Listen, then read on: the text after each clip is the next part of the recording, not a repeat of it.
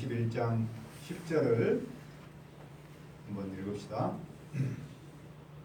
21장 10절 시작. 이와 같이 에돔이 배반하여 나의 지배에서 벗어나더니 우물까지 되어야했으며 그때 림나도 배반하여 여호와의 지배에서 벗어났으니 이는 그가 그의 조상들의 하나님 여호와를 버렸습니다. 은혜로우신 아버지 하나님, 오늘 마지막 주일 주님의 말씀 앞에 섰습니다. 성령 하나님께서 지난 한 해 동안 함께 하신 줄 믿고 또 감사하며 이제 마무리하면서 새해를 시작하기를 원합니다. 성령님께서 한 말씀을 허락하여 주시옵소서. 예수님의 이름으로 기도합니다. 아멘. 오늘 우리는 한 해를 보내는 마지막 주일, 또 마지막 날을 맞았습니다. 돌아보건대 감사하는 마음이 크지만 또 한편으로는 아쉬운 마음도 있습니다. 한 해만을 생각해도 이러할진데 우리가 우리의 삶 전체를 생각한다면 어떨까요? 우리가 그 아쉬움을 최소화할 수 있는 길은 무엇일까요? 그것은 우리가 가지 말아야 할 길을 가지 않는 거죠. 다르게 말하면 가야 할 길을 가는 거죠. 그렇다면 오늘 말씀에서 가지 말아야 할 길은 무엇입니까? 첫째, 우리는 하나님을 버리지 않아야 합니다. 유명한 여호사밧이 세상을 떠나자 그의 아들 여호람이 뒤를 이어 왕에 올랐습니다. 여호람에게는 6명의 동생들이 있었습니다. 그의 아버지는 그 아우들에게는 은금 보화와 함께 유다의 성을 주었고 맏아들인 여호람에게는 왕위를 물려주었습니다. 그런데 여호람은 왕위에 올라 세력을 그치자 아우들 모두와 지도자 몇 사람을 죽였습니다. 여호람은 동생을 미래 권력으로 여겼던 것이겠죠. 그는 30살의 왕위에 올라서 8년 동안 다스렸습니다. 그러면 그는 어떤 길을 걸었습니까? 21장 6절을 보십시오. 그가 이스라엘 왕들의 길로 행하여 아합의 지파와 같이 하였으니 이는 아합의 딸이 그의 아내가 되었습니다. 그가 여호와 보시기에 악을 행하였으나 그는 이스라엘 왕들의 길로 행하여 아합의 집과 같이 했습니다. 왜냐하면 그의 아내는 아합의 딸이었기 때문입니다. 아합은 이스라엘 왕인데 바알 숭배를 받아들였던 원조입니다. 그의 악한 영향력은 그의 딸을 거쳐 그 외손자에게로 숨어들었죠. 특별히 여호람이 이렇게 된 데는 아내 때문이었다라고 말합니다. 이 아내가 유명한 여인입니다. 이 아내가 개성자.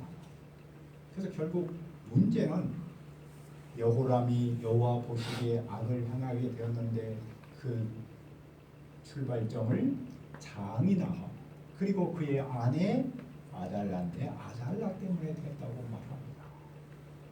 뒤에 가서는 어머니로 등장하는 이 어머니 때문에 문제가 됐다고 합니다. 결국 역대기는 이 아내와 어머니의 중요성을 강조하고 있습니다. 특별히 여기서 여호람이 이렇게 된 데는 아내 때문이었다라고 강조하죠. 그러나 여호와는 그를 어떻게 합니까? 여호와는 다윗의 집을 멸하기를 즐겨하지 않았습니다. 다윗의 집은 다윗 왕조입니다. 여호와는 이전에 다윗과 그 자손에게 항상 등불을 주겠다, 즉 왕권을 튼튼하게 해주겠다고 약속하셨습니다. 하나님은 그 약속을 신실하게 지키고자 합니다. 그래서 여호와는 여호람의 악을 행해도 즉시 벌하지 않았습니다. 하지만 유다에게 무슨 일이 일어났습니까?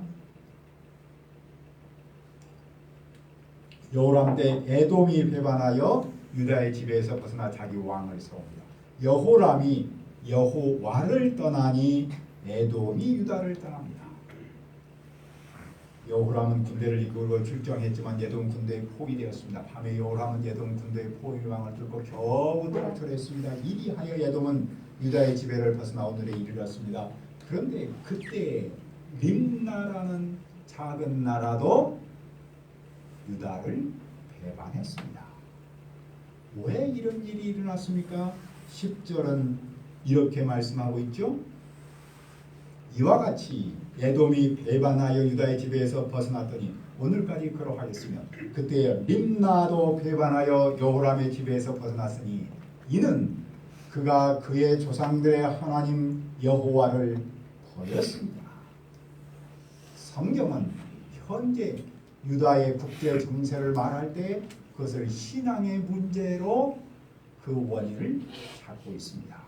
주변 나라가 유다를 배반한 이유는 여호람이 여호와를 배반했기 때문입니다.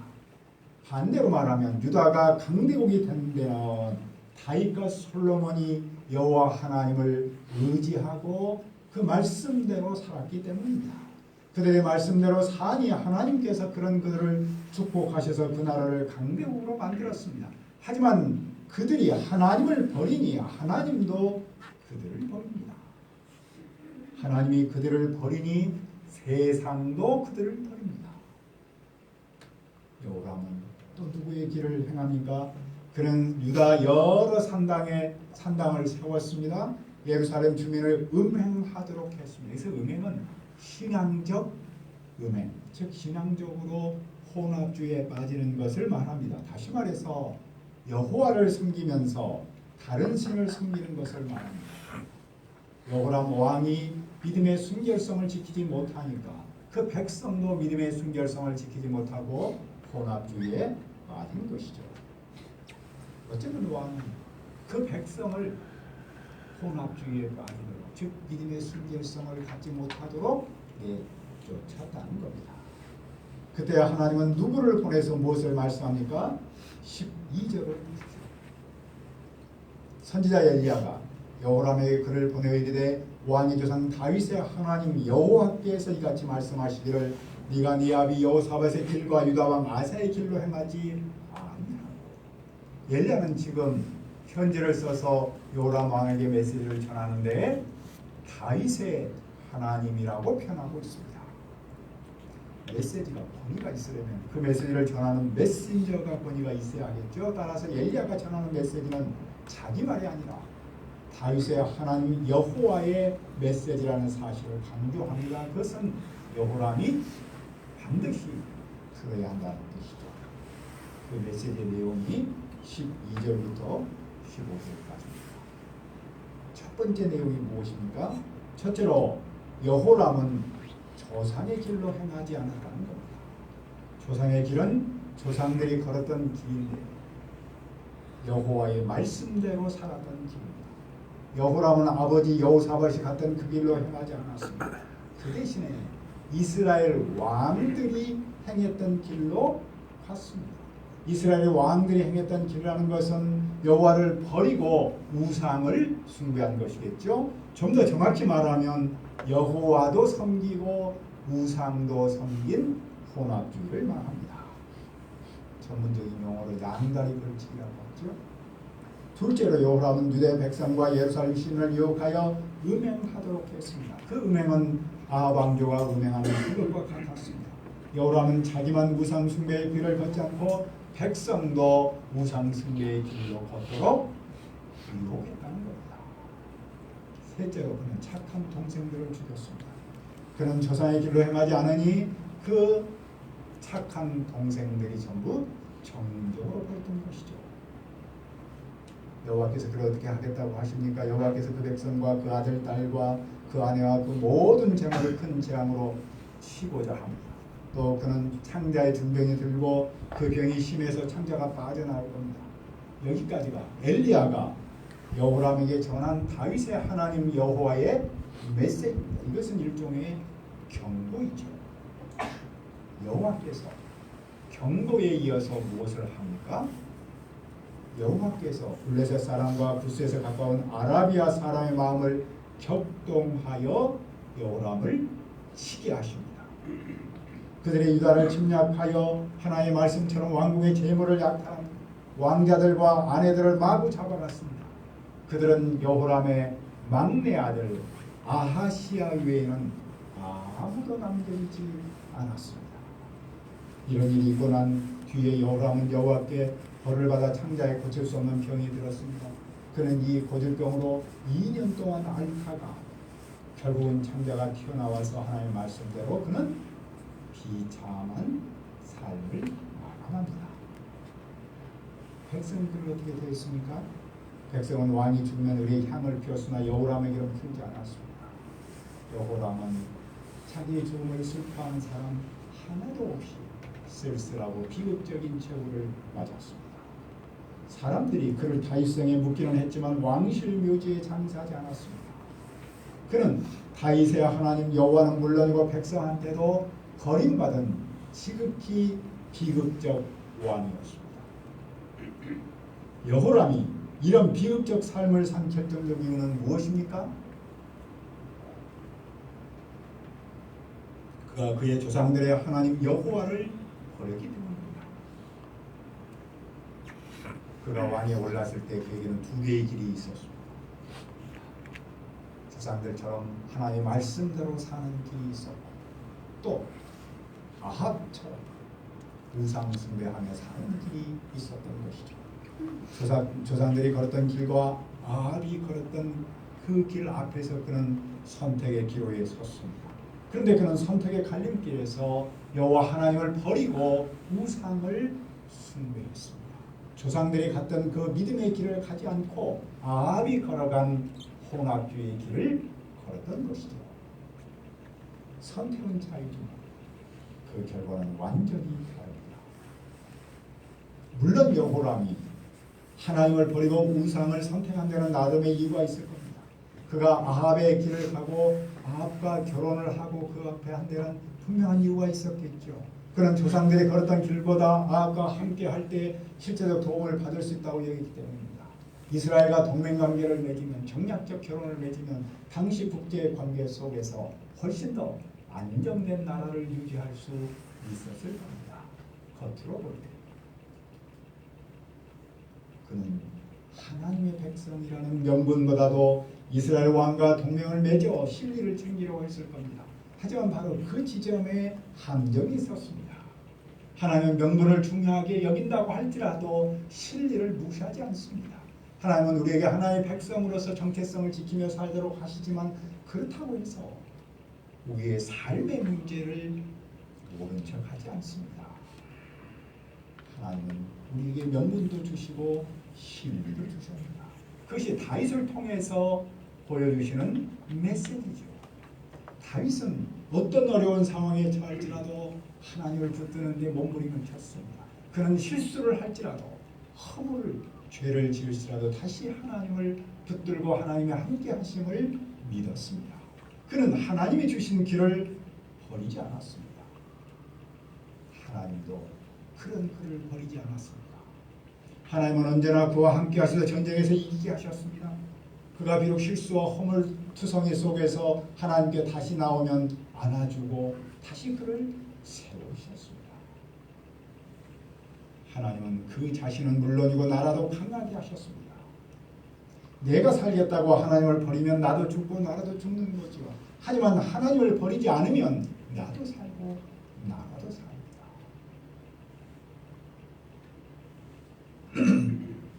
우리는 한 해가 저물때면 늘 듣는 말이 있죠. 다사다난. 이 말은 여러 가지 일도 많고 어려움도 많다 그런 말이죠. 제가 찾아봤더니 영어로는 아주 심플하게 얘기하거든요. 이벤트가 가득했다 그 말이죠. 어느 해든 사실은 다사다난하지 않을 수 없죠. 우리나라는 5천만 명 이상이 사는 인구이고 지구 전체로는 80억 명이라고 그러네요. 이렇게 많은 사람이 살고 있는데 어찌 이벤트가 풀하지 않겠습니까? 좋은 일도 있고 힘든 일도 있었습니다. 감사한 일도 있고 안타까운 일도 있었습니다. 교회 공동체도 그렇고 우리 한 사람의 삶을 봐도 그렇습니다. 그런데 중요한 점은 그 다사다난 속에서 우리가 어떤 길을 걸었느냐는 겁니다. 우리는 좋은 일도 겪고 아픈 일도 겪은 중에도 하나님을 버리지 않고 하나님께 주신 것을 걷기 위해서 애를 썼고 또 그 길을 갈 수 있도록 하셨다는 사실을 생각할 때 감사하지 않을 수 없습니다. 물론 한편으로는 그 길을 바르게 걷지 못함에 아쉬움과 안타까움도 있습니다. 하지만 이 시점에서 우리는 지난날 어떤 길을 걸었느냐보다 앞으로 어떻게 걸을 것이냐가 더 중요하지 않겠습니까? 우리는 새해에는 어떤 상황에서도 하나님을 버리지 않아야 합니다. 우리가 하나님을 버리지 않으면 하나님도 우리를 버리지 않습니다. 우리가 길을 걸어가다가 휘청거릴 수도 있고 넘어질 수도 있고 또 지쳐질 수도 있습니다. 하지만 중요한 것은 그 상황에서 하나님을 붙들고 하나님을 버리지 않고 간다면 하나님 우리를 함께 하셔서 나 개인은 물론이고 가정과 교회 그리고 이 나라가 복을 받을 줄 믿습니다. 하지만 하나님을 버리면 하나님도 우리를 버립니다. 여호람처럼 비극적 삶을 살다가 말입니다. 둘째, 우리는 종교 혼합주의를 따르지 않아야 합니다. 여호람의 삶이 비극으로 끝나자 예루살렘 시민은 여호람의 유일한 아들이며 막내인 아하시야를 왕으로 세웠습니다. 왜냐하면 지난 전쟁 때 모든 아들들이 죽고 아하시야만 살았기 때문입니다. 아하시야는 40세의 왕이 되어 1년 다스렸습니다. 이미 문제가 있다는 뜻이겠죠? 바로 그의 어머니 때문입니다. 그의 어머니 이름은 아달랴인데 그녀는 바알을 섬긴 아합의 딸이었습니다. 그리고 여호람의 아내였죠.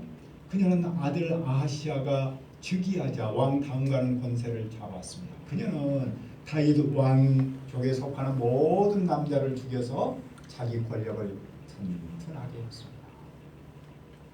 아하시야는 누구의 길을 걷습니까? 22장 3절을 한번 읽어볼까요? 22장 3절 시작. 아하시야와 아합의 집을 꾀하였으니 이는 그의 어머니가 꾀와 아벨하게 하였습니다. 아하시야도 아버지 여호사밧을 여호람을 본받아서 아합의 집의 길로 행했습니다. 여호람이 아합의 집을 따른 것은 그의 아내 때문이었죠. 그런데 그의 아들 아하시야도 아합의 길을 따른 건데 바로 그의 어머니 때문이었습니다. 그러니까 이 여자 아달랴가 남편에게도 악영을 끼쳤고 아들에게도 악영을 끼쳤다고 성경이 이렇게 말하고 있습니다. 아합의 집길이란 바로 바알을 섬기는 우상 숭배죠. 다시 말해 하나님도 섬기고 바알도 섬기는 종교 혼합주의를 말합니다. 왜 아합은 바알을 섬겼을까요? 바알은 태양신이면서 폭풍을 몰고 오는 신이고 농업을 관장하는 풍요의 신이었습니다. 당시 농사에서 가장 중요한 요소는 해와 비겠죠. 그런데 해와 비를 바알이 관장합니다. 농사를 짓는 사람에게 바알은 절대적 존재일 수밖에 없습니다. 동시에 바알은 대단히 매력적일 수밖에 없겠죠. 그래서 많은 사람은 여호와를 믿으면서도 바알을 믿었습니다. 다시 말해서 양다리 걸치기를 한 거였죠. 혼합주의에 빠졌습니다. 바로 이 아합 때 얼마나 백성들이 혼합주의에 빠져 있었던지 엘리야 선지자가 나타나서 그들에게 책망하죠. 온 이스라엘과 이 이세벨에게 녹을 얻어먹는 바알 선지자 410명과 아세라 선지자 400명도 함께 갈멜산으로 불렀습니다. 엘리야가 그들 앞에서 이렇게 말했죠. 너희가 언제까지 양쪽의 다리를 거치고 머뭇거리고 있을 것이냐. 여호와가 만일 하나님이면 그를 따르고 바알이 만일 하나님이면 그를 따르라. 그런데 백성이 한마디도 안 했습니다. 그만큼 당시 혼합주의가 강하게 사람들을 지배하고 있었다는 사실을 보여주고 있습니다. 그런데 아하시야가 이런 악한 영향을 받게 된 데는 어머니의 영향이 컸다고 말하죠. 그의 어머니가 그를 꾀어 악을 행하도록 했기 때문입니다. 그런 아버지가 죽은 후에 패망하게 하는 아합의 가르침을 따라 여호와 보시기에 악을 행했습니다. 여기서 악은 윤리적 악이 아니라 여호와를 따르지 않은 신앙적 악을 말하죠. 엘리야 선지자가 지적했던 바로 양다리 걸치기입니다. 혼합주의입니다. 이 대목에서 우리는 어머니의 신앙교육의 중요성을 생각하지 않을 수 없겠죠. 어머니는 아들, 딸에게 막강한 영향력을 끼치죠. 신체적인 DNA를 거의 그대로 물려주지 않습니까? 그런데 그런 신체적 DNA뿐만 아니라 신앙적 DNA도 물려준다는 사실이 중요하겠죠. 그 점에서 우리는 디모데를 기억합니다. 그는 거짓 없는 믿음을 가졌다고 바울 사도가 강조했습니다. 그 믿음은 먼저 외할머니 로이스와 그의 어머니 유니스 속에 깃들어 있었습니다.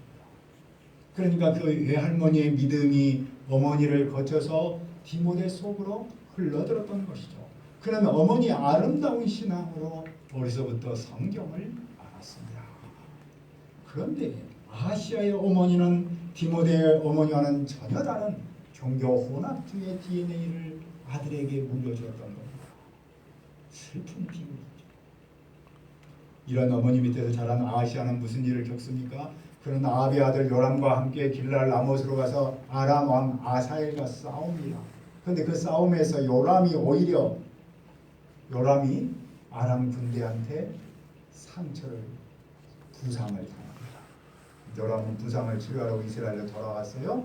그때 아하시아는 요람을 문병하러 찾아갑니다. 그런데 그곳에서 이 아하시아도 상처를 받습니다. 왜냐하면 여호와께서 이를 그렇게 꾸몄기 때문입니다.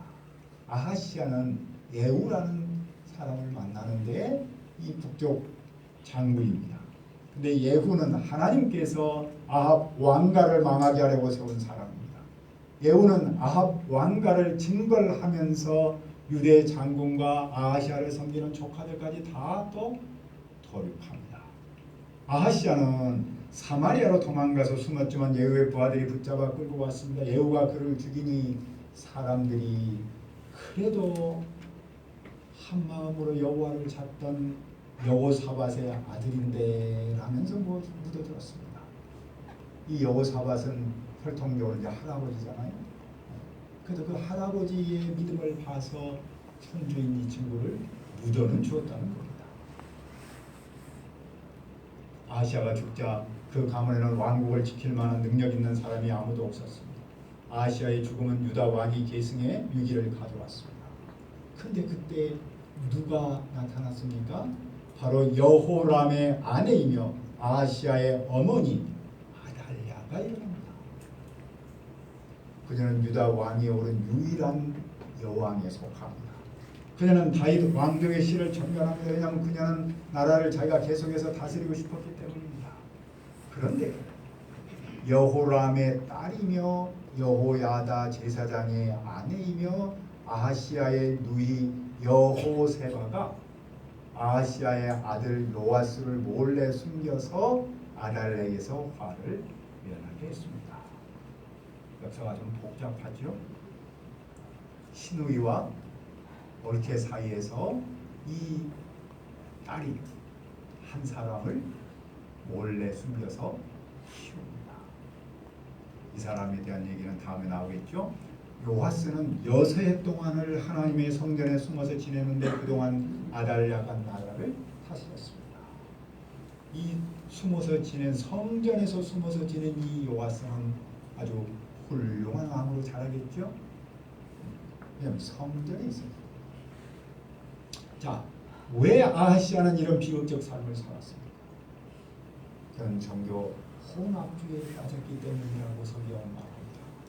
성경은 우리에게 오직 하나님 여호와를 믿는 믿음의 순결성을 지키도록 가르칩니다. 그러면 우리는 한 해를 마무리하고 새해를 시작하면서 무엇을 기억해야 합니까? 우리는 오늘 두 왕의 비극적 삶을 통해서 두 가지를 기억하기를 바랍니다. 먼저 우리는 어떤 상황에서 여호와 하나님을 버리지 않아야 합니다. 우리는 하나님의 함께하심과 살아계심과 전능하심을 믿어야 합니다. 비록 우리가 그 길을 가는 중에 넘어지고 쓰러질지라도 다시 일어나서 하나님의 함께하심을 믿고 그 길을 가야 합니다. 그리고 둘째로 우리는 어떤 유혹이나 매력 앞에서도 종교 혼합주의를 따르지 않아야 합니다. 종교 혼합주의는 아주 우리한테 유혹적이고 매력적입니다. 우리의 현실 문제를, 우리의 감성 문제를 해결해 줄 것처럼 다가오기 때문입니다. 찾지만 우리는 나와 함께 하시는 하나님, 사랑의 하나님만을 믿는 믿음의 순결성을 지켜야 합니다. 우리가 이 길을 걸어서 나는 물론이고 우리의 가정과 교회, 그리고 더 나아가서 우리나라가 복을 받을 수 있기를 기도합니다. 여기서 아버지 하나님, 이 시간에 우리가 하나님을 버리지 않고 하나님과 함께하며 또 혼합주의의 매력 속에 빠지지 않고 우리의 힘을 지켜함을 배웁니다. 우리가 새해 이 길을 가서 나 개인과 우리의 가정과 교회 그리고 이 나라에 복이 임하도록 도와주옵소서. 감사하고 예수님 이름으로 기도합니다. 아멘.